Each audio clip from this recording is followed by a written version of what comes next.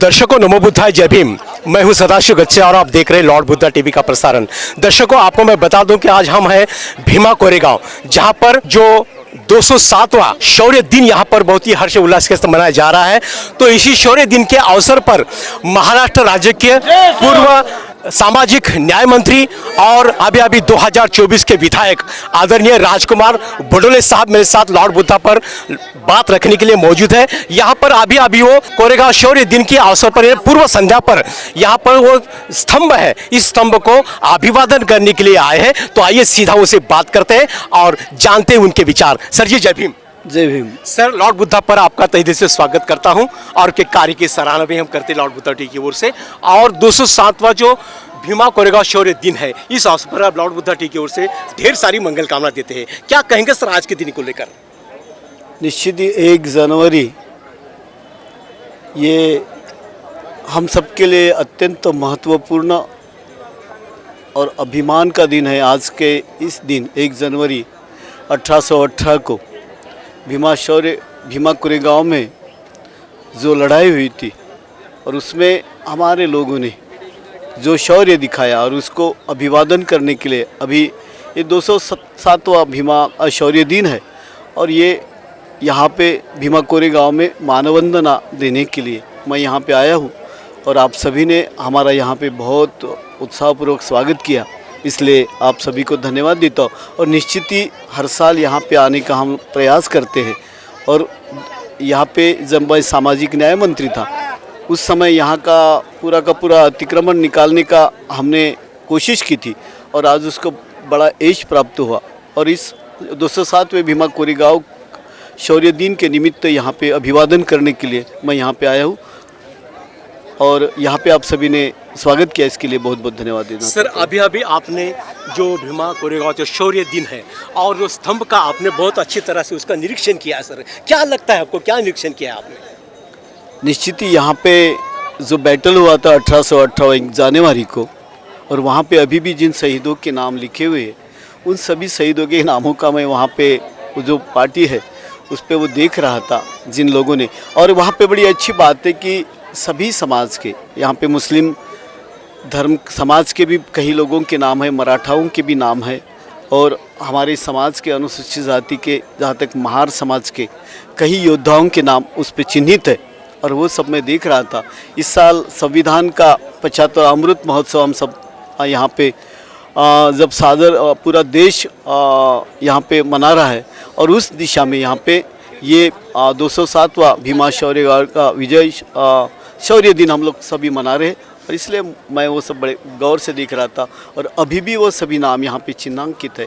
वो देख के हम सबका अभिमान बड़े शौर्य से यहाँ पे ये होता है और हम सब अपने आप को गौरवान्वित महसूस करते हैं। जी छोटा बाजीराव पेशवा यानी दूसरा बाजीराव पेशवा और सिद्धनाथ महार, इनमें बहुत यहाँ पर जंग हुई थी सर। और ये भीमा कोरेगांव की नदी है, ये नदी खून से बही थी, ऐसा लोगों का कहना है, इतिहास भी गवाह है उसके लिए। इस बारे में क्या कहेंगे आप?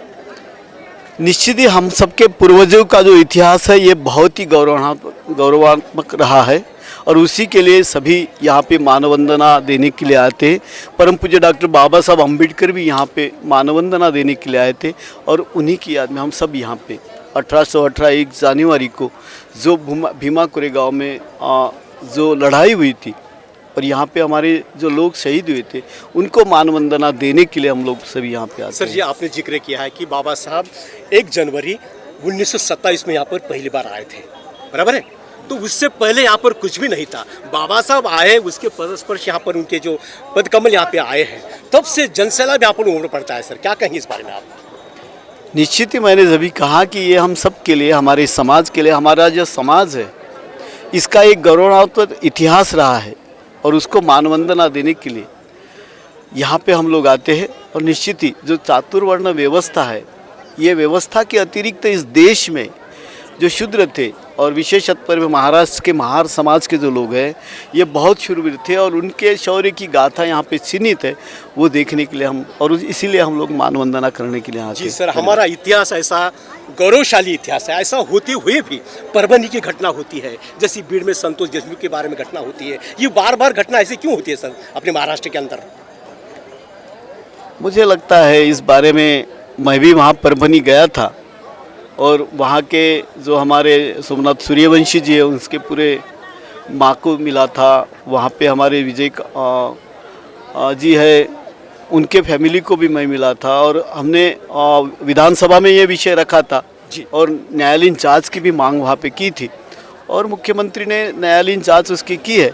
और निश्चित ही उस सोमनाथ सूर्यवंशी जो लॉ में पढ़ रहा था उसको न्याय मिलना चाहिए। पूरे समाज की मान्यता है। जहाँ तक अब बीड़ की अगर बात करें तो बीड़ में जिस तरीके से आज पूरा एक प्रचंड मोटा आंदोलन वहाँ पे, बड़ा आंदोलन वहाँ पे जैसा ये किया और न्याय मिलना चाहिए देशमुख को, ये जो बात रखी गई है, तो वैसे हम यहाँ पे आशा व्यक्त करते हैं कि हमारे सोमनाथ सूर्यवंशी जहाँ पे पुलिस के रहते हुए वहाँ पे उसका जो एक तरीके से उसका जो मृत्यु हुआ वह पुलिस कोठड़ी में, तो उसको भी न्याय मिलना चाहिए। ये अपेक्षा हम सरकार की तरफ से करते हैं और निश्चित ये बात भी हमने विधानसभा में रखी हुई है। जी जी, कुछ साल पहले यहाँ पर विजय स्तंभ पर बिजली गिरी थी सर, तो इसके विकास के लिए आपके माध्यम से कुछ काम होने वाला है क्या आगे चलकर?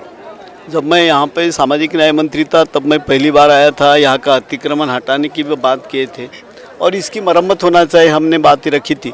अभी निश्चित ही हमारी सरकार ये सब काम करेंगी ऐसी इच्छा मैं रखता हूँ और सरकार को हम ये बात रखेंगे कि यहाँ पे बिजली गिरी थी, ये जो जो विजय स्तंभ है तो ये बहुत सा इसकी मरम्मत करना ज़रूरी है क्योंकि ये थोड़ा ये क्षतिग्रस्त हुआ है, तो इसकी भी मरम्मत होना चाहिए। आजू बाजू के परिसर को अच्छे तरीके से डेवलप होना चाहिए, मांग हम करेंगे। सर मेरा आखिरी सवाल है, भारत के कोने कोने से लोग यहाँ पर आने वाले हैं अभिवादन करने के लिए स्तंभ को, और विदेश से भी लोग यहाँ पर आ रहे हैं, तो आने वाले लोगों के लिए आप क्या अपील करेंगे, क्या संदेश देना चाहोगे आज?